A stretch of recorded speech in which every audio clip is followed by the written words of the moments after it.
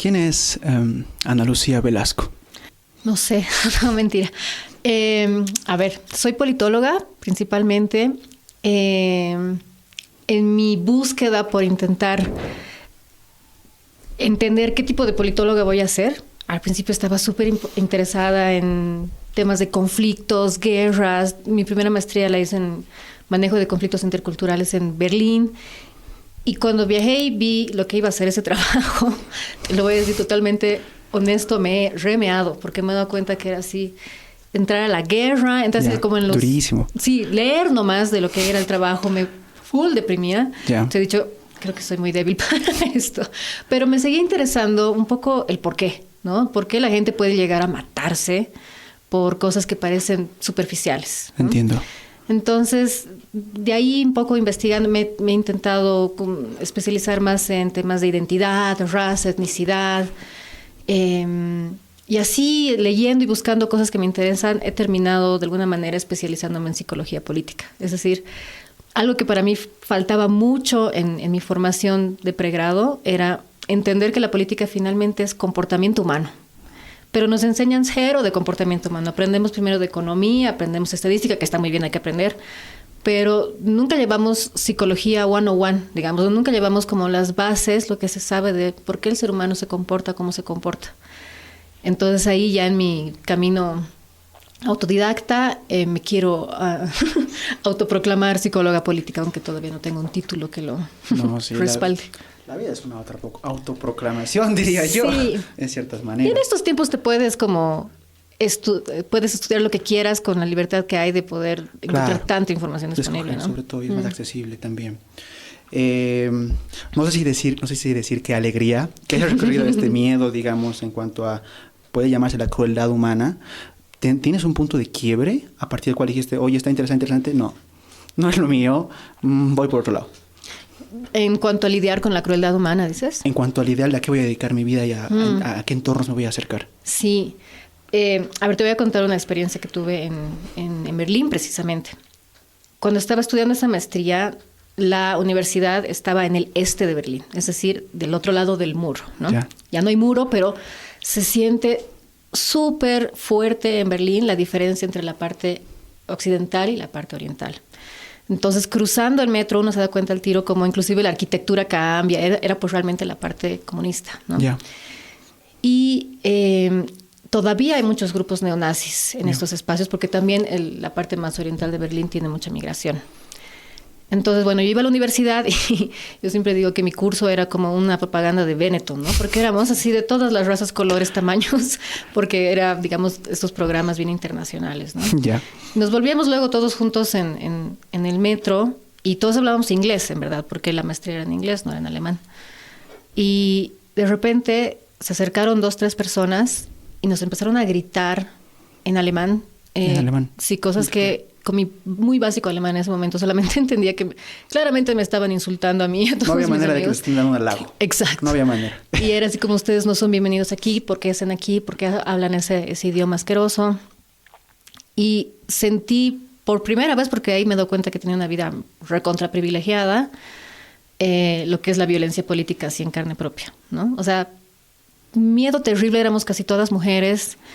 Y fue así, realmente pienso que al final del día solamente fue un acto de hostigamiento, digamos, no pasó a mayores, pero me doy cuenta como podría vivir esto todos los días. Claro, ¿no? Interesante. Exacto. En todo caso. Pero a la vez que me doy cuenta, tal vez no voy a poder estar yo en el campo de guerra, enfrentándome en los conflictos más graves. No podía dejar de pensar en lo que había pasado. ¿Por qué alguien es capaz de acercarse a un completo extraño y gritarle que lo odia sin conocerlo, ¿no? Entonces ahí ya me quedó la semillita de entender justamente eso, ¿no?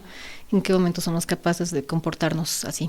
Claro, y ya luego dedicaste gran parte de tu tiempo a entender esa razón, llámese, que debe ser múltiple. Exacto. Que debe ser múltiple. Y en esta trama de hostilidad, imagino que también tuviste momentos de amenidad.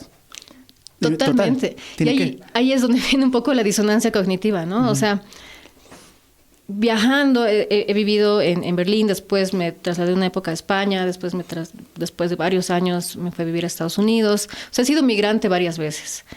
Y he tenido experiencias, pero así, así como, ¿cómo es posible que un extraño se me acerque al metro y me insulte sin conocerme?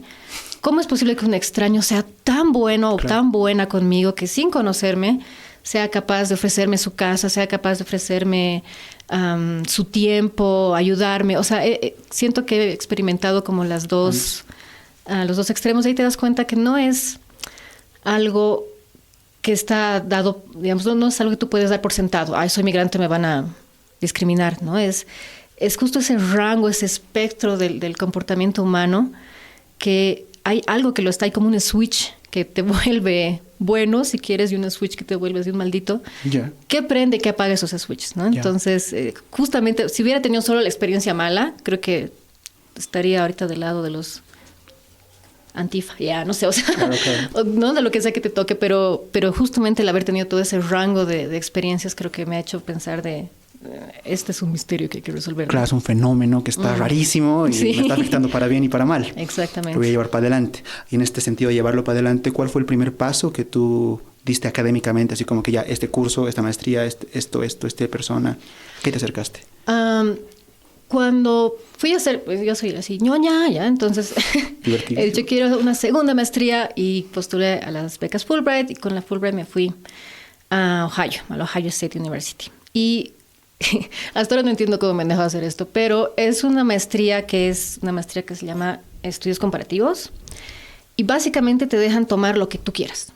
Es así como, ve y encuéntrate. Claro, sé tú. Sí, obviamente uno sabe que, digamos, si yo hubiera querido tomar física cuántica, no tenía la base para tomar ese tipo de materias. Entonces, pero podías. Te lo permitía la maestría. Te lo permitía y obviamente los profesores te decían, vas a poder, ¿no? ¿Qué le importa? Exacto, es mi problema. Pero sí te daban la libertad de tomar lo que tú quieras. Entonces, me di la libertad genuinamente de tomar lo que yo quiera y tomé un curso que se llamaba Antropología Evolutiva. Súper. ¿No?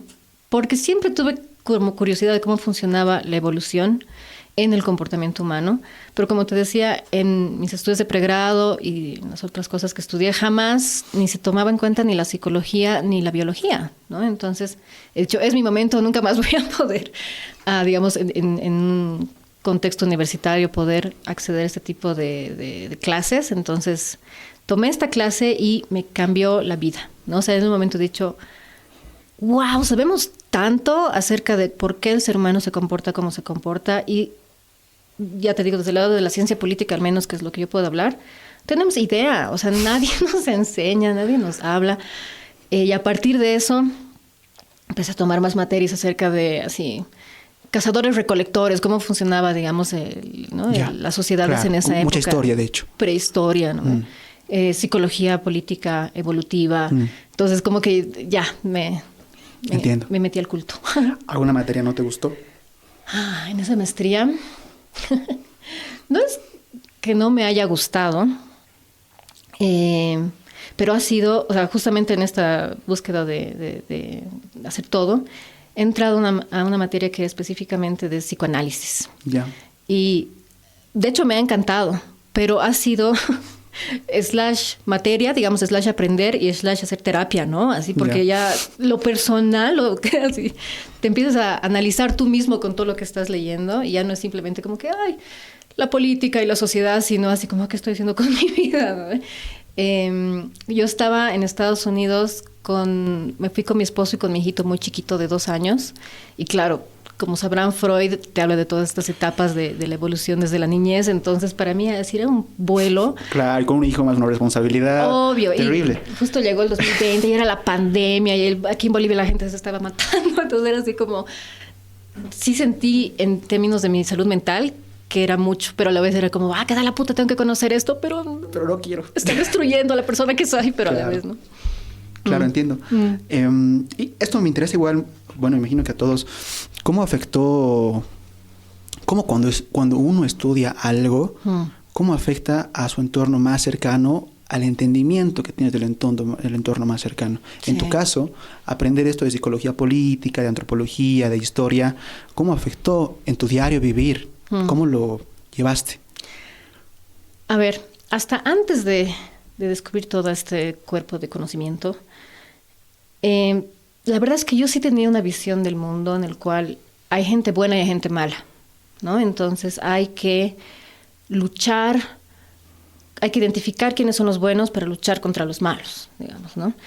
Y durante una época larga de mi vida yo me dedicaba a entender el racismo, ¿no? Entonces mis amigos en la universidad me decían, tú eres la policía del racismo, ¿no? Porque si alguien decía algo que era así poquito racista, yo saltaba y decía roja, digamos, ¿no? Entonces, con más ganas decían cosas racistas para hacerme enojar, entonces era así nuestro... Círculo. Exacto, nuestro círculo vicioso. Y gracias a entender esto, te digo específicamente en el ejemplo del racismo, entendiendo precisamente del comportamiento humano y cómo ha evolucionado, de repente entiendes, no es que la gente que es racista, que sí existe, lo hace porque es mala, porque un día se ha levantado y ha dicho, hoy voy a decidir odiar a todo el mundo, ¿no? Sino porque hay ciertas intuiciones evolutivas que se despiertan cuando te sientes amenazado con la diferencia, cuando estás rodeado de discursos que te dicen que estás siendo invadido, y yo qué sé, ¿no? Entonces, no se trata de buenos y malos. Y mientras más te enfocas en el discurso buenos y malos, más te alejas de la solución del problema que quieres resolver. Entonces yo me he dado cuenta de eso que te decía, ¿no? Cuando yo era así súper chinchosa con mis amigos con más ganas me jodían porque era así como que, ay, qué chistoso, la hagamos enojar. Pero nunca genuinamente teníamos una conversación de, oye, ¿por qué dices esas cosas? O de dónde sale, digamos, ¿no? Y yo estaba reforzando el comportamiento de ellos en lugar de luchar contra el racismo, que es lo que yo juraba que estaba haciendo. Y uno se engaña a uno mismo incluso, ¿no? Exacto. Y ahí me doy cuenta como, en algún lado lo leí, vas a disculpar, tengo la peor memoria, así que voy a citar en algún momento, ya cuando me acuerdo te voy a pasar los datos para que lo citemos bien, pero el racismo es algo que no es parte de tu esencia, no es que tú eres racista, pero es algo que puedes tener, así como si te pudieras contagiar, ¿no? Porque tu contexto es así, tus amigos son así, donde te has criado es así, entonces es algo como que está a tu alrededor, es como el resfrío. Pero no es que uno es. Exacto. Yeah. Entonces, cuando tú dices a alguien, tú eres racista, le estás poniendo una etiqueta, lo estás categorizando, le estás diciendo, esta es tu esencia. Y obviamente la persona se va a poner a la defensiva. Y la discusión va a girar alrededor de eres, no soy, eres, no soy. Y el problema que querías resolver se ha ido lejos, ¿no ve? Y estás entrando en ese debate medio absurdo. Entiendo. Es mucho más, a mí me servía mucho más entender este tema como, imagínate que es un virus, como cuando te resfrías, no dices, soy el resfrío, ¿no? O eres resfriado. Claro, dices, claro. Te has contagiado, te has resfriado. Sé que esto es pasajero, sé que en algún momento te vas a curar, ¿no ve? Y obviamente, mientras más te cuides, menos te vas a enfermar, pero te puede pasar, ¿no ve? ¿Cómo no vamos a ser racistas? ¿Cómo no vamos a ser discriminadores? ¿Cómo no vamos a tener estas ideas más tribales? Si así es como se estructura las sociedades humanas. En el fondo somos un simio más, ¿no? Y nuestra forma de hacer política tiene que ver con tribus. Entonces, decir vamos a erradicar el racismo es como decir, vamos a dejar de ser seres humanos. Claro. Si queremos que desaparezca cada vez más este fenómeno, hay que empezar a tratarlo así como algo muy humano, ¿no? Claro. O sea, es muy típico de las personas que categoricemos a otras personas por el color de su piel, por su nivel socioeconómico, por lo que sea, y hay como que deconstruir algunas cosas, pero no categorizar al otro como el desgraciado maldito que tiene ganas de odiar a otros, ¿no? Claro, no, porque solo vamos a sufrir en ese intento, porque nunca lo vamos a lograr, Exacto. por lo que me dices, entiendo. Aprovechamos de hacer una pausa para promocionar el link que está en la descripción de este episodio y bajo todas nuestras redes sociales. En este link vas a encontrar dos opciones. La primera es regalos, donde dejándonos tu mail y tu nombre vas a tener acceso a una carpeta en Drive llena de libros que nosotros utilizamos para hacer investigación y además la metodología que utilizamos para sacar cada episodio. La segunda opción es el grupo de WhatsApp, donde siendo parte vas a gozar de estos regalos, además de exclusivas acerca de temas, invitados y todos nuestros episodios. En ese sentido, ¿cuáles son las vías que tú estudiaste, encontraste, viviste, leíste, de la fuente que quieras, de construir paz en una sociedad? ¿Y cuáles te gustan más? Porque entiendo que pueden haber varias. La activista, la política, la individual, la familiar, la amistosa. ¿Cuáles son las vías de construir paz que más te han gustado? Siento que el activismo, y lo digo con todo el respeto del mundo, a ver, voy a retroceder un poco. Creo que todas las vías que me has dicho ahorita son importantes. Necesitas al político, necesitas al activista, necesitas a las personas que jueguen estos roles porque así es como funciona nuestro cerebro, ¿no? Entonces, pensar de que todo el mundo va a ser así, Mahatma Gandhi, digamos, ¿no? Para empezar no es realista y para seguir no hay forma de que eso sea posible, ¿no? Pero lo que sí me pasaba a mí mucho con el activismo, inclusive ya con roles más políticos, es justamente que te obligan, te arrinconan a tribalizarte. Ya. ¿No? Es decir, si tú eres activista, tienes que estar convencido que tu causa es la causa, ¿no? Y hay una forma de verla, y esa forma de verla es la que tú tienes que salir a defender. No hay mucho espacio para la reflexión. No digo que sea cero, no digo que los activistas son así... cerrados, claro. totales, pero se suele. O sea, si tienes que salir a luchar, digamos, si estás así luchando por algo en lo que crees, no puedes decir, ¿o será que no? Digamos, ¿no? O sea, claro. Y lo entiendo, como te digo, si estas personas no existieran, los grandes cambios en la historia nunca hubieran sucedido, ¿no? Entonces son súper necesarios y son importantes, pero a mí en mi forma de ser nunca me ha salido ser 100% activista porque en el fondo decía, pero estamos seguros que esto es lo que creemos que es, digamos, ¿no? Entonces llega un momento donde el activismo es mucho más de acción y un poco menos de reflexión. No cero reflexión, pero un poquito menos de reflexión, ¿no? Entiendo. El academicismo es 100% de reflexión Sí. y bien poquita acción, ¿no? Entiendo. Que también es así como que... a mí me gusta un poco más porque sí soy más reflexiva y me gusta pensar, pero sí llegaba a un punto donde decía, bueno, ¿no? Y ahora, ¿cuándo hacemos algo con todo esto que estamos leyendo y estamos haciendo? Claro. ¿Reniegas con tus círculos? Sí. Sí. Perdón. Ya. Porque, o sea, los entiendo, pero algo que justamente en esta forma más tribal de ver las cosas pasa por traición, es que cuando siento que estoy mucho con académicos, digo así como que es hora de juntarme con más activistas porque estos chicos están así palteando, hablando y hablando y hablando, mucha teoría y muy lejos de la práctica. Y luego me voy con los activistas y digo, ¿qué de la puta? Están haciendo cosas geniales. Y luego digo, ay, pero no se están parando 2 segundos a pensar que quizás están... Podemos cambiar esto. O se están convirtiendo en lo mismo que quieren destruir o van a reemplazar una cosa radical con otra cosa radical, entonces tal vez no es el camino, ¿no? Entonces sí soy bien paso a paso en ese sentido, ¿no? Porque sí creo que hay un experimento súper interesante de un neurocientífico que es Mariano Seligman, si no estoy mal es argentino, y te dice, en todo proceso de paz y de construcción de diálogo tiene que haber la persona que está súper convencida de lo que piensa y que va a luchar por eso. Y normalmente van a estar en 2 extremos, ¿no? Y tiene que ver el tibio, pero que está súper convencido de ser tibio, ¿no? Ah, ya, el tibio, tibiazo. Exacto. Ya. Entonces, si tengo que escoger, digamos, cuál es mi forma preferida de hacer la paz, es la tibieza radical, si existe como Me tal encanta. cosa. Ya. ¿No?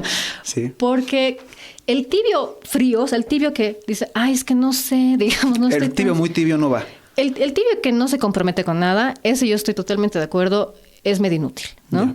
Pero el tibio que dice, ¿saben qué? Soy tibio por algo. Los dos están equivocados y las vías que están mostrando no es la correcta y tú te estás rock and rollando mucho a este lado y tú te estás rock and rollando mucho a este, es el que creo que sirve, ¿no? Siempre me ha costado mucho, siempre me sentí incómoda cuando me ha tocado tomar postura por uno o por el otro, porque aunque puedo creer mucho en una causa, siempre creo que hay algo que no es del todo justo, digamos, ¿no? No es como, no existe la verdad, Exacto. Ya. Entonces sí, voy a fundar mi partido de tibios radicales y... Pues lo difundiremos por presente. Yes. Nos pasarás como otros también. Ah, no, somos apartidistas, no podemos.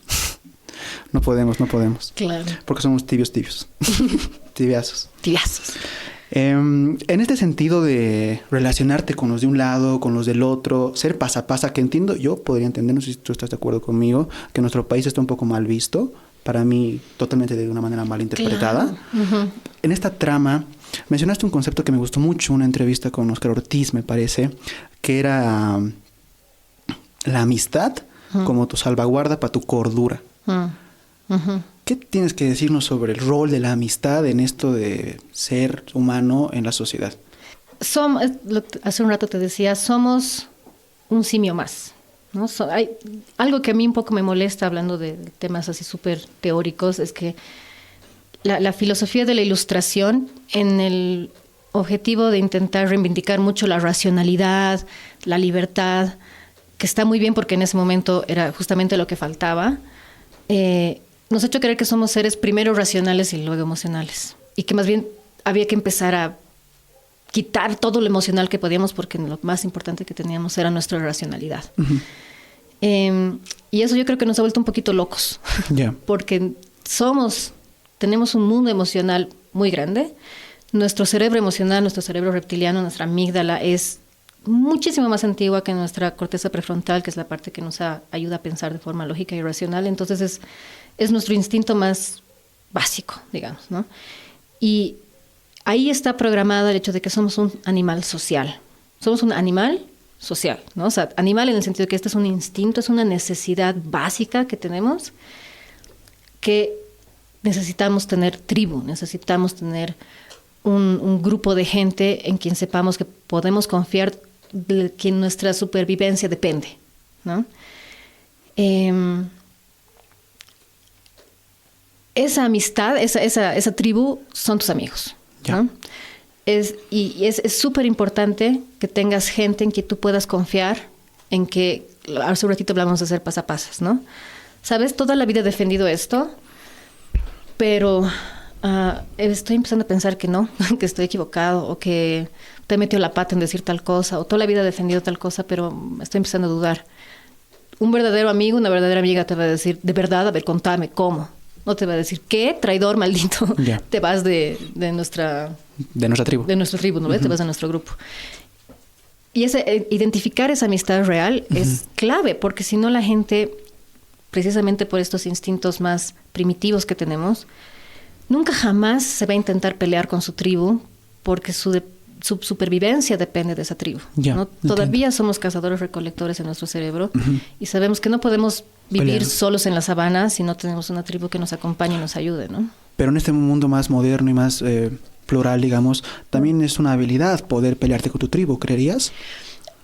Puede ser crítico, yeah, sí, pero en el fondo nadie se va a querer pelear del todo con su tribu, a menos que tenga una tribu de reemplazo. De respaldo, ¿sí? ¿Entiendes? Pero en este mundo moderno hay muchas tribus de reemplazo, ¿o no? Sí, y de repente puede ser que pasa un montón. Mi guilty pleasure, mi placer culposo, es ver podcasts y programas de sectas. Ya. Porque, gran placer culposo. Sí, lo recomiendo. Yeah. Hay un montón de podcasts y en Netflix hay un montón de documentales así interesantísimos. Yeah. Porque me fascina este tema de la psicología tribal. Entiendo. ¿No? O sea, y lo que pasa con mucha gente que se une a ciertas sectas, que tú dices, ¿qué manga de locos? Es decir, ¿cómo es posible que esta gente crea esto? Es porque es gente que necesita mucho tener amigos, tener compañía, tener gente que cree que tiene su espalda, no sé, que les va a apoyar sin importar nada. Entonces la gente está dispuesta a hacer cosas re loquitas con tal de tener tribu, ¿no? Y solamente están dispuestas a ser más críticos y abandonar su secta cuando hay alguna otra secta que les apoye. Ya. ¿No? O sea, ¿tú estarías de acuerdo que no hay el individuo perfecto? ¿Aislado? No. El individuo como tal, por supuesto que existe. Aislado, no. Super. Y si puedo decir algo súper corto sobre esto, sí es algo a mí que me molesta un montón de las ideologías modernas, es que te obligan a escoger entre una sociedad individualista y una sociedad colectivista. Yeah. Es uno o la otra. Yeah. Y nuestra naturaleza es mixta, es ambos. Somos las dos cosas. Necesitamos attachment, necesitamos relacionarnos con otras personas. No podemos vivir sin esas relaciones. Las relaciones más básicas son primero tus padres, tu madre, tu familia, y luego a medida que vas creciendo va ampliándose. Pero también tenemos la necesidad igual de importante, igual de básica y de instintiva de ser auténticos, de ser nosotros mismos, claro, de reivindicar quiénes somos. Claro. Yo, Ana Lucía Velasco, y no yo, miembro de tal secta o de tal tribu. Claro. Y no están peleadas. Exacto. Ambos somos enfoques. ambos. Pero el liberalismo más clásico te dice, no, el individuo ya es lo que prima. Y el marxismo más clásico te dice, no, es el colectivo lo que importa. Ya. Tú dirías, están equivocados, me voy a pasar al centro. Soy la tibiaza. Soy la tibiaza.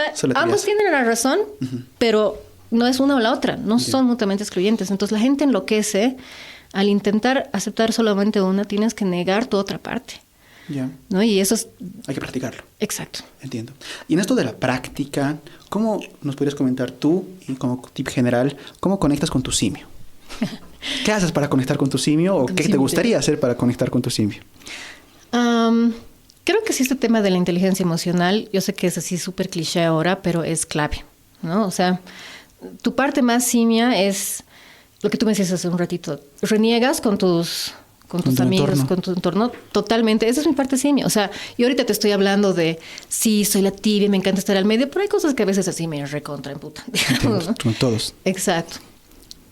Si negara mi parte simia, diría, no, tengo que ser coherente. Exacto, tengo que ser coherente y no puedo criticarlos, o mejor me callo, o aunque me parece que tiene razón ese otro que no me gusta mucho, mejor no digo nada porque van a creer que estoy de su lado. Te tienes que permitir sentir ciertas cosas, ¿no? Te tienes que permitir sentirte enojado, te tienes que permitir sentirte frustrado y tienes que tener tus formas de lidiar con eso, que no para todo el mundo son las mismas, ¿no? Entonces hay gente que necesita escribir, ¿no? Y sacar así todo su cabeza en algún lado. He visto un montón de youtubers que utilizan, digamos así, las redes como terapia, ¿no? Y empiezan a hablar y contar de su vida. En todo caso, las maneras pueden ser, yo imagino, puede haber una manera por cada tipo de persona en ese sentido. ¿Cuáles te gustan a ti o cuáles te funcionan más a ti? Este placer culposo de las sectas... ¿Te sirve demasiado? Es una especie de terapia, ya, ¿no? Porque en el momento en que yo siento que no estoy entendiendo qué está pasando, suena súper feo, perdón, pero ver que otra gente ha pasado por cosas más locas, más jodidas, más difíciles, ya, es como que me hace pisar tierra, ¿sí? Me hace como poner la pelota en el piso, ¿no? Porque siento que las emociones me están llevando y al ver que otras personas estaban dispuestas a, no sé, suicidarse en masa por un tipo, digamos, les digo así como que, bueno, tal vez no es tan grave lo que está pasando ahora, ¿no?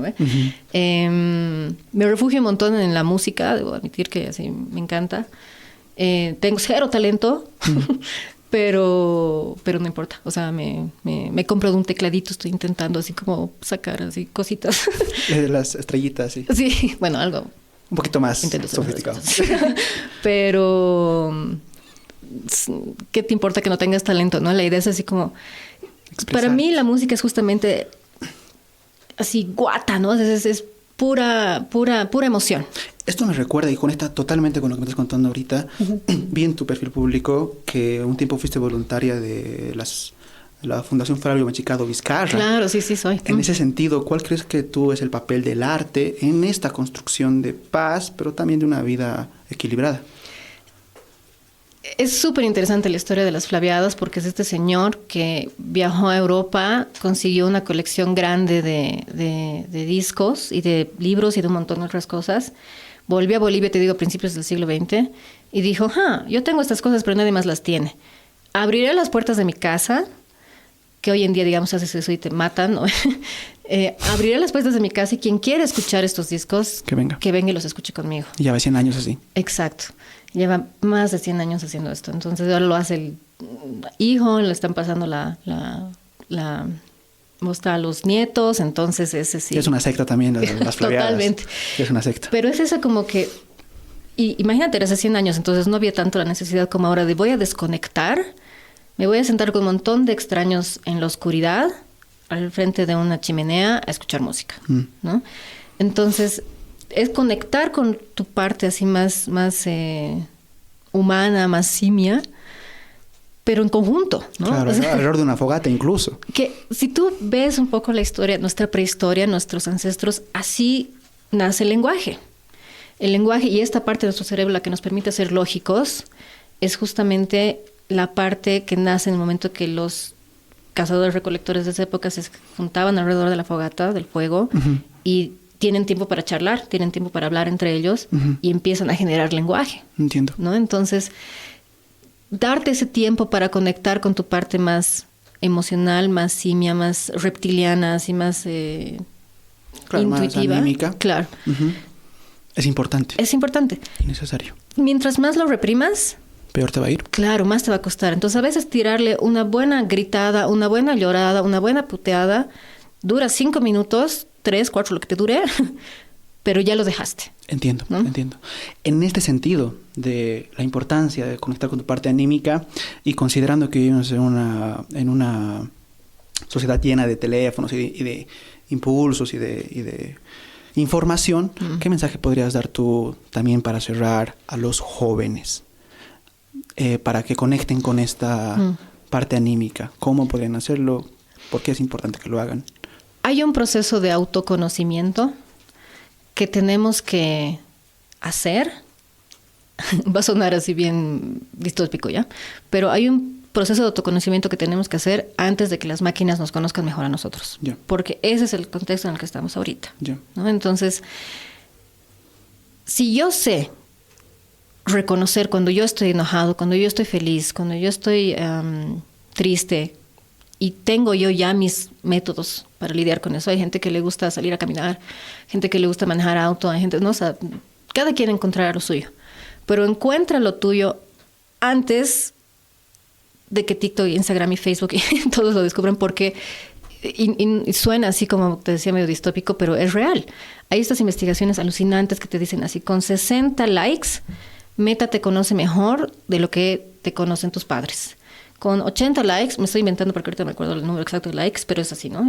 Meta te conoce mejor de lo que te conocen tus amigos. Con 100 likes te conoce mejor de lo que te conoces tú a ti mismo, ¿no? Entonces, cuando el algoritmo te conoce mejor de lo que tú te conoces a ti mismo... Cambridge Analytica. Uno, que eres súper manipulable. Y dos, justamente las sectas y todos estos como grupos más radicales, eres presa súper fácil para radicalizarte. Y vas a ser el soldado raso de alguna causa que no quieren morir ellos por su propia causa y van a hacer morir a alguien más por su causa. Y eso es un problema ya de la modernidad y de los muchos que somos. Eres súper vulnerable. Entiendo. Y, o sea, si puedo dar un mensaje a los jóvenes, que yo entiendo que ahora es súper difícil para ustedes, pero estas cosas toman tiempo. Conocerte a ti mismo, entender lo que te sirve, lo que no te sirve, probar una cosa que no funcione, probar dos que no funcionen. Enamorarte 20 veces y que te parte del corazón, o sea, que te pasen, ¿no? Frustrarte, aplazarte, postular a trabajos y que no te salgan, todo ese proceso va a tomar tiempo, ¿no? Y estamos en una época de la gratificación inmediata, que es lo que precisamente nos dan las redes, ¿no? Entonces, no quieran conocerse a sí mismos ahorita. Ya. No va a pasar. Sean ahorita. pacientes. Sean pacientes, con calma. pero métanle, háganlo. Claro, ¿no? con intención. Exacto, hay que ser consistentes con esto porque, como te digo, es como el hombre versus la máquina, ¿no? Te van a conocer mejor, te van a manipular un montón. Peor si eres joven, te van a decir, o sea, eres como la presa perfecta, ¿no? Lastimosamente eres como la presa perfecta. Entiendo. Todos los grupos políticos más radicales, sectas y un montón de estos tipos justamente targetean jóvenes porque saben que están en un momento muy vulnerable de sus vidas, que no se conocen tan bien. Entonces, lastimosamente estás en esa lucha de protegerte a ti mismo, ¿no? Entiendo. Entonces, hazlo, metele, conócete bien. Es frustrante, toma tiempo, pero tienes que hacerlo, ¿no? Y para eso, lastimosamente, hay que apagar el celular de vez en cuando.